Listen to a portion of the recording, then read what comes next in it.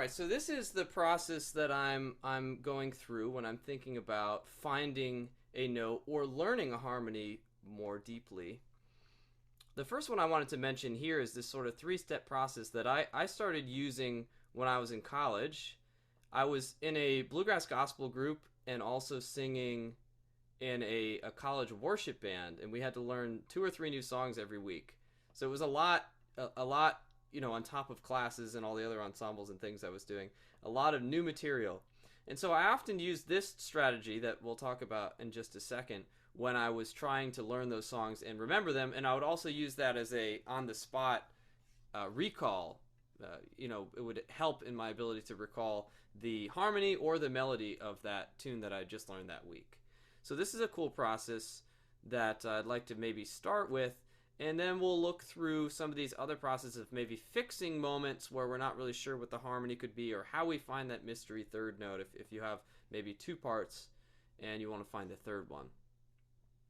So the first process that I wanted to highlight here is this idea of studying a song in a way that can help you learn the song and remember it more when you go to that jam or when you're performing the song. If you use that sheet, you could just print out the lyrics like you would search it on the internet, or you can write them out. I find that writing them out sometimes can help you remember lyrics as well.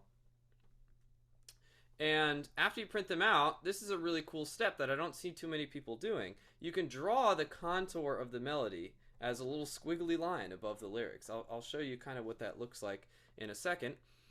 But basically, you could just draw a little line when you're going to go up for certain words or down for other words.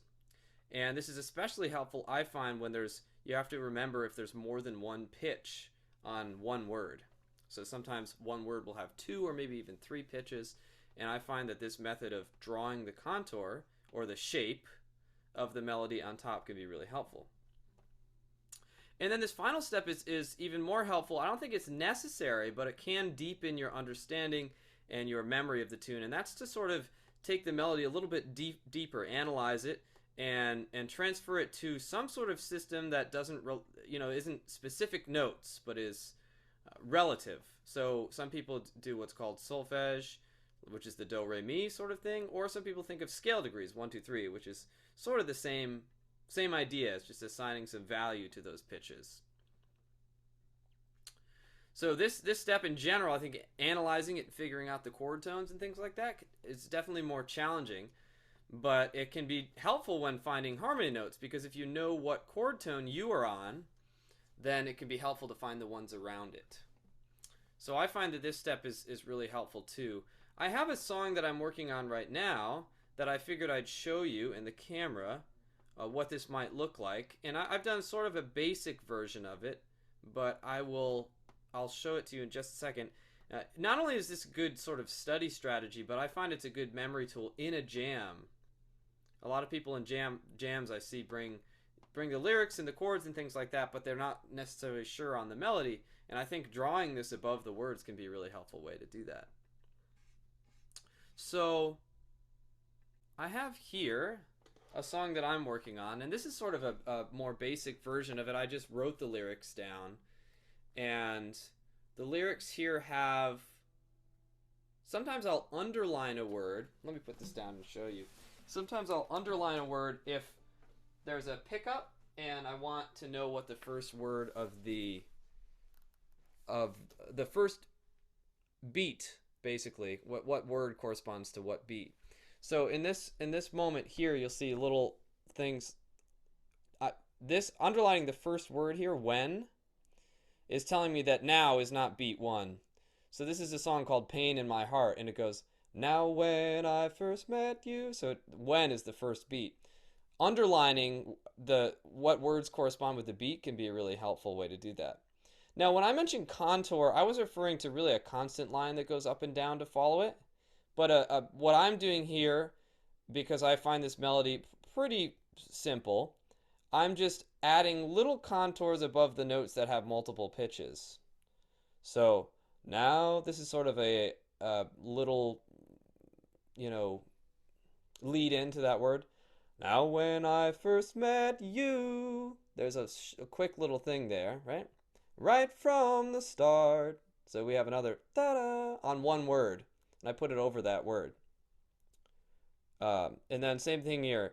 You knew that I loved you from the pain. That's it. Up the. It goes up on the word pain. Pain in my heart. So we have two little kind of things. This can help us. You know, when I did this, I was essentially listening to the song very closely, and I was listening to it probably 60%. So I'm trying to pick up on these intricacies, just like you would if you were to study an instrumental solo and try to pick up the, say double stops or hammer-ons or pull-offs or slurs or whatever it might be. Same thing with these lyrics here. So you see I did that sort of throughout just to pick up some of the things. This is the idea of drawing contour above a melody. But it could be even more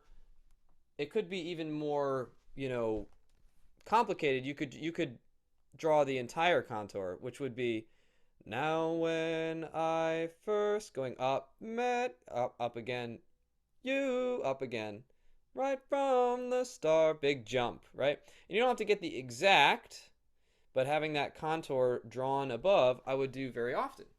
That's sort of the easiest way to study it in a way that'll help you kind of solidify the song in your head a little bit better. The next step, or if you want to go a little bit further, which could help again with harmonies, is if you were to put above the notes the scale degrees or solfege. So that would be a lot of times what I was doing in college was solfege. Now I think of scale degrees. They're both sort of the same thing.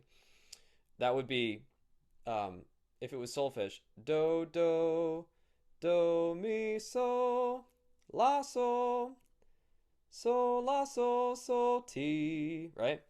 That would be the contour there. Or in scale degrees, 1, 1, 1, 3, 5, 5, 6, 5, 5, 6, 5, 7.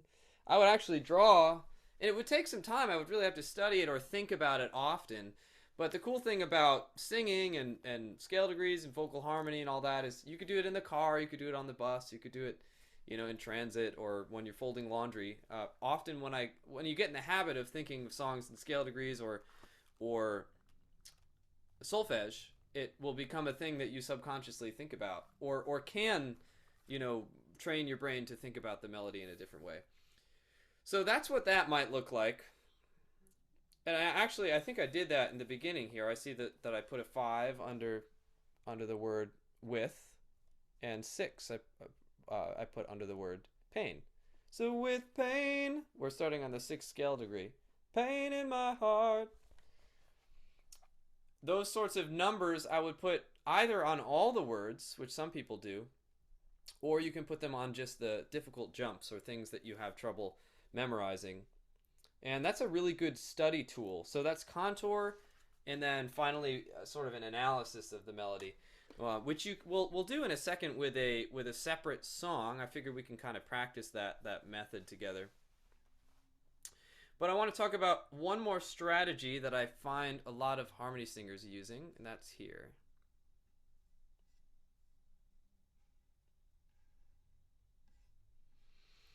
All right, so this is the other strategy we'll explore a little bit. This is a real-time strategy that people use when they're fixing harmonies. So what you'll often hear a person do when they're struggling to find or fix a harmony is that they're going to hum or sing the root, the 3rd, and the 5th scale degree, whatever chord they're on in that moment. So if it's the 1 chord or a G chord, they're going to sing the root, the 3rd, the 5th of that G chord. If it's a C chord, they're going to sing the root, the 3rd, or the 5th of that C chord. And they use this strategy to help find their note and make sure they're not doubling with someone else's. So usually what you find them doing is they're humming the melody note and then they're singing those other 2 notes, whether it's the 3rd, the 5th, or the root, whatever the melody note is. And so I have a separate sort of video on that idea of how to find your first note, because often following the contour is what you can do after that here. But in general, classic bluegrass harmony is almost always triadic, meaning three notes, and those 3 notes are almost always present. So if you know which of the 3 is the melody, then those other 2 notes that harmony singers are humming are going to be the next highest or the lowest of the 3. which again, there's sort of that's explained a little bit more in this video. But this is the concept I haven't really talked much about, and that's that the finding the root, the third, and the fifth might be a little bit easier if you're just strumming chords and then humming them based off of the root note, because that's the easiest way to hear it. But oftentimes the root is not on the bottom, meaning that oftentimes, bluegrass harmony is stacked in a way where the melody's in the middle. If the melody's in the middle, then unless it's the melody's on the third, the root may not be the bottom note that you're going to hear. So that's where things get a little bit tricky, which I figured I'd explain a little bit here in this image. So if bluegrass harmony is a sandwich, which it is 80% of the time, meaning that the melody is surrounded by a singer on each side, the baritone and the tenor. There are some people that put both harmonies above if they have really high voices or a low melody, but most of the time I would say it's sort of stacked this way, where the melody's in the middle. And if that is true, then the root of the chord could be on the bottom, it could be the top, or the middle, depending on where the melody note is. So if we have the song I was just singing, When I First Met You, that happens to be where the melody's on the root.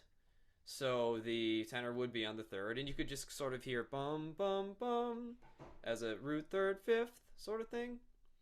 But other songs, well, I should say that if the melody starts on the root here, then oftentimes the harmony is going to be stacked like this. Here's the root, and then if you're going to sandwich the root, you'd have the third on the top, meaning it's going to start a third above, which a lot of people say the tenor part's always a third above. Well, it's not always a third above, because if the melody starts on a fifth, then the tenor part will be a fourth above, a bigger distance. So it depends on where the tenor is. People make the assumption that it's always a third above because you see 77% of the time it will be.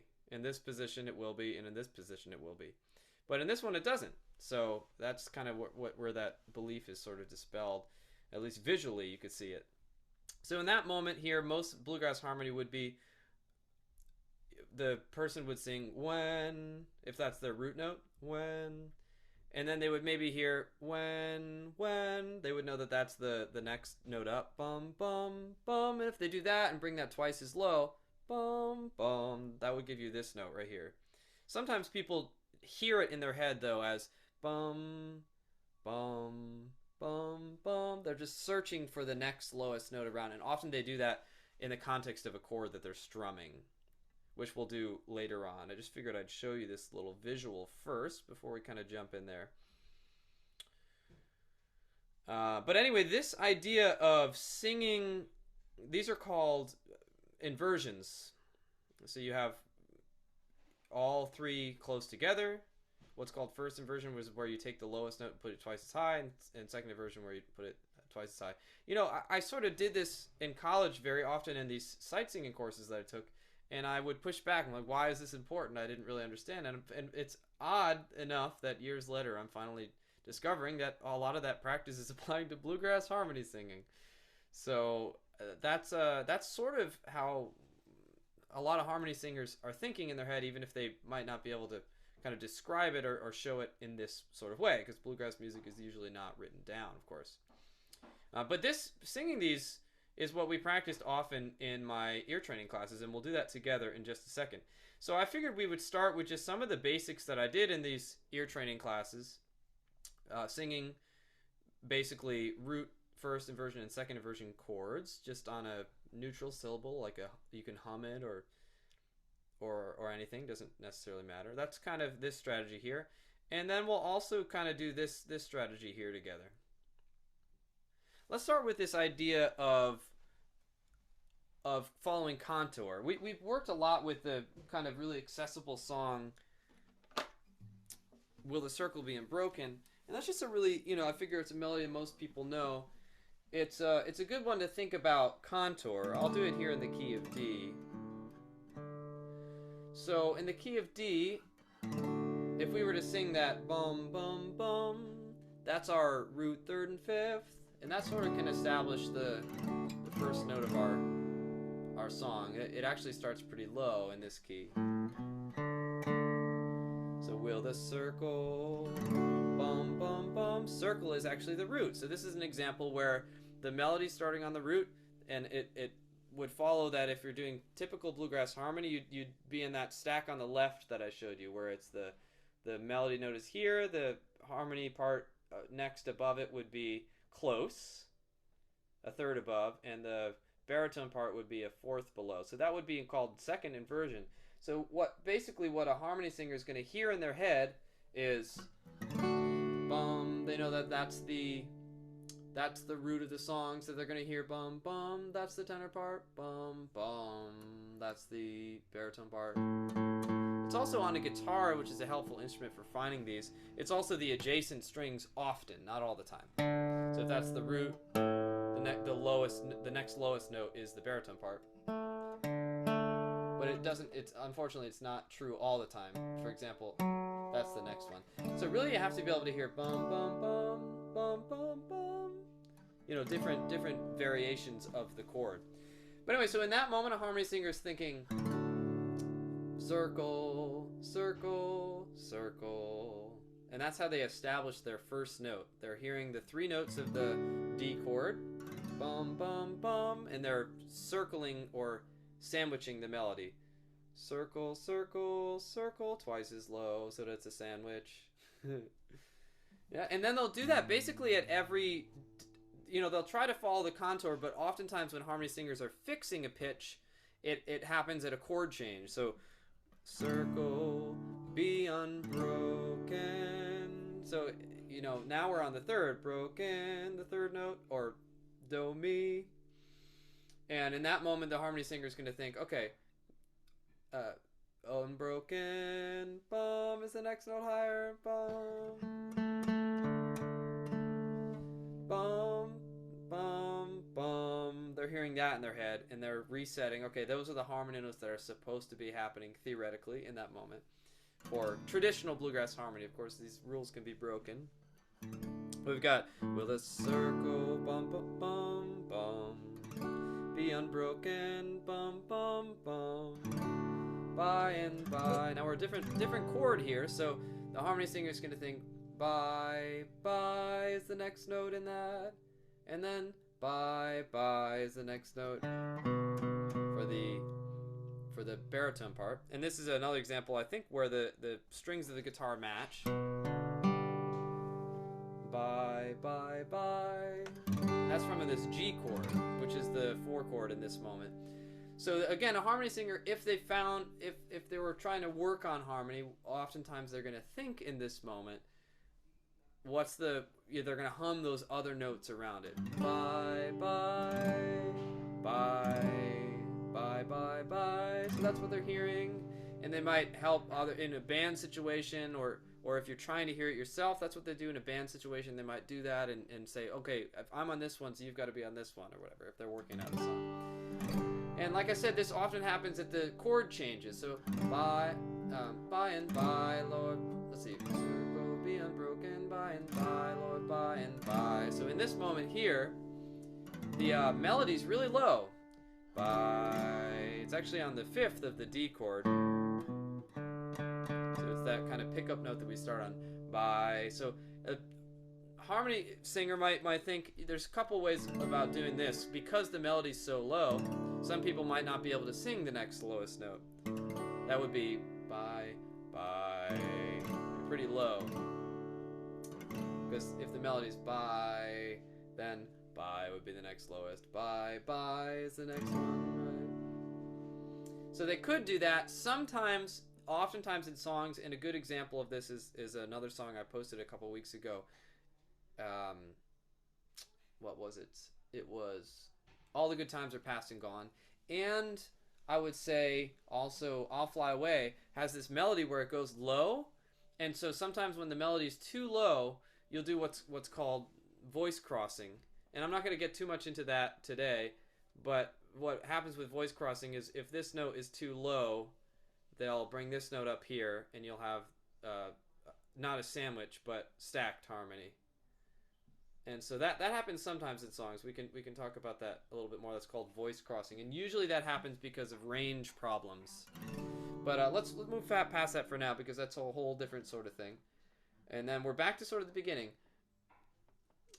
There's a better bum bum bum. That's what they're thinking. Home awaiting bum bum bum. In the sky, sky bum bum bum. Lord in. That's what they're thinking. In. Those are the notes. The sky bum bum bum. Right? So that's, I was watching at a band rehearsal recently, and I saw, this is sort of what I hear in my head to sort of fix it. I'm trying to reverse engineer. Well, how did I get there? Why is that a habit? It really started to get me thinking, because as we were working on harmony in my band, I realized that everybody else is sort of doing that same process. They're thinking about those other parts, and we were fixing errors by hearing those and correcting in those moments using that strategy. So again, just to sort of reiterate, you can do that on any song and see if you can find the sandwich notes, the notes on either side. So we can even we'll do that for the melody of I'll Fly Away really quickly. It would be, let's see.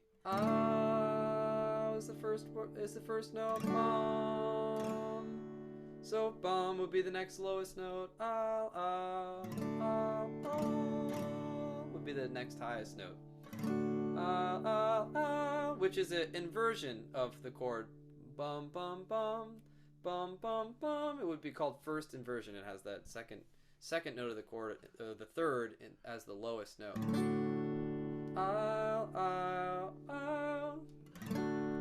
I'll fly away. Same note as before, so we're not gonna go over that. Oh glory. Still over a D chord, so re. So that would be called second inversion, because the fifth's in the bottom. Re, that's a fourth apart. Re, that's a third apart. And then we got this G chord. So we got I'll would be the next note. I'll.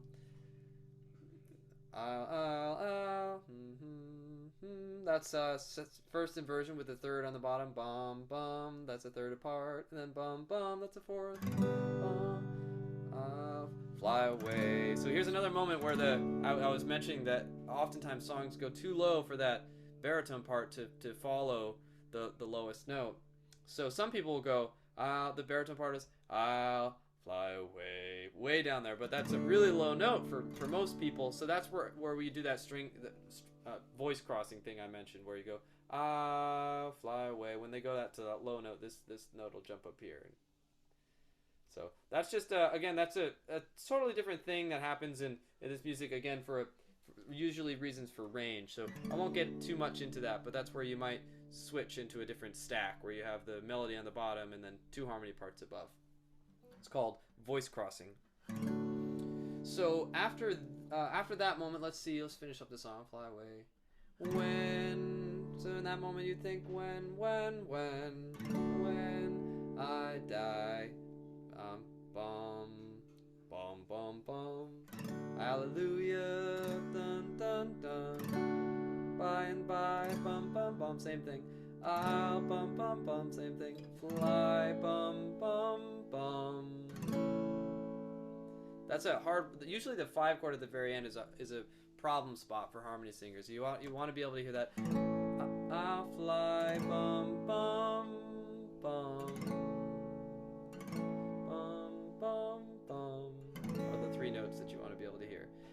Fly away, bum bum bum. Yeah. So that's the strategy that I think harmony singers use to fix and define harmony parts. They find those sandwich notes, and I think the way that you're able to hear those notes are by singing inversions of chords. So that would be bum bum bum. That would be root position 1 3 5. And then the first inversion would be 3 5 1 3 5 1. That's where you take this note and put it up here, twice as high. So this is the bottom note now. And then the second inversion is that you have this note at the bottom, which will be a little high for me. 5 1 3 5 1 3. Or twice as low. 5 1 3. So that's the inversions for the 1 chord. You could do the same thing for the 4 chord. So that's root, or you could think of it as, based on the chord scale degrees, you could think of it as 1, 3, 5, and then first inversion 3, 5, 1, and then 5, 1, 3. So those are the 3 different ways that it might occur over the 4 chord. Either 1, 3, 5, 3, 5, 1, or 5, 1, 3. And then the last one would be the 5 chord, which would be 1, 3, 5, 3, 5, 1, 5, 1, 3. It's also the same, but it'll fit in a different register because of the chord change and things like that. But the same concept of being able to hear, are all the notes kind of close together? Are these notes close together and this one a little farther away? Or are, if you switch this one up here, are these 2 notes on the top close together? Let's see, I'll rearrange my fingers here. Are these 2 notes close and this one far away? It's finding, the difficulty is often finding the note that's farther away, which is of the 4th, it happens if you have this stack, or if you have this stack, close, far away. That's sort of the difficulty spots, and again, they sort of lie over the 5 chord. So that is the first strategy, and actually, I think that is a good sort of example of a combination of the two. We talked a little bit about, analyzing this song. Oh, yeah, let's do that for this song. How about for I'll Fly Away, we'll think about the scale degrees that the melody follows. I think that would be a good way to wrap this sort of lesson up. So, if we take that chorus, I'll fly away, where you'd find, if you were to study this and write down the scale degrees or whatever, you could do it in solfege or do, re, mi. If we do, solfege is do, re, mi. We could do scale degrees. 1, 2, 3, 4, 5. That's how we would find out that first note is the 5th, or sol in do, re, mi. Do, re, mi, fa, sol. So they'd strum that chord, they'd find where the home note is, bum, and then they'd climb up from there. 1, 2, 3, 4, 5. And then I'll fly, 5, 4, 3. So that's the 3rd note. Or sol, mi. I'll use numbers. I think more people in the bluegrass world are familiar with numbers. So 5, 3, 3, 5, 3, 2, 1. As you do that, you can tell that most of the notes over this chord are 1, 3, 5, right? Now, as we go into this next chord, it's important to remember, sometimes when I went into using scale degrees to describe the chords, sometimes we relate the chord tones to numbers. When you're relating to a melody overall, you're going to use the 1, 2, 3, 4, 5, 6, 7 to refer to the D major scale. So we're not going to switch scales based off of the chord. So anyway, we've got 5, 3, 3, 5, 3, 2, 1, 1. It's still, that's the same note as before. It feels different because it's a 4 chord now, but we're referring to 1 as in the root of the D major scale. 1. And then we're climbing down 1, 7, 6. So it's 1, 6, 6, 5. That's the 5 below 1, 5, 6, 7, 1. We have 5, 3, 3, 5, 3, 2, 1, 1, 6, 6, 5. And now we're on 3, a big jump up to 3. 1, 2, 3. If you didn't know, I would go from the root. 1, 2, 3, 3, 1. That skips down. 3, 2, 1, 3, 1. And then a big jump down to 5. That, by the way, is outlining a triad. Bum, bum, bum. I'm hearing an arpeggio when I hear that. Bum, bum, bum. So, 3, 1, 5. Back to 1. That's all an arpeggio. 3, 3, 3, 4, 3. 3. And then the 2 is often over the 5 chord. 2, 2, 1. So those are the numbers that I would put over the melody as a more advanced way. Basically, the first, the passable step being just contour. There's so much you can get from just drawing contour. But if a song had a lot of jumps like this one, it could be helpful. And also, well, it could be helpful to write down the numbers, I think, not only for memory's sake of how the melody goes more specifically, but it can also actually help you with the harmony notes, because if you know that 5 is your first note, then you know that you can find out the other notes of the harmony better, I would say. So that's sort of the advantage of this method of thinking in solfege.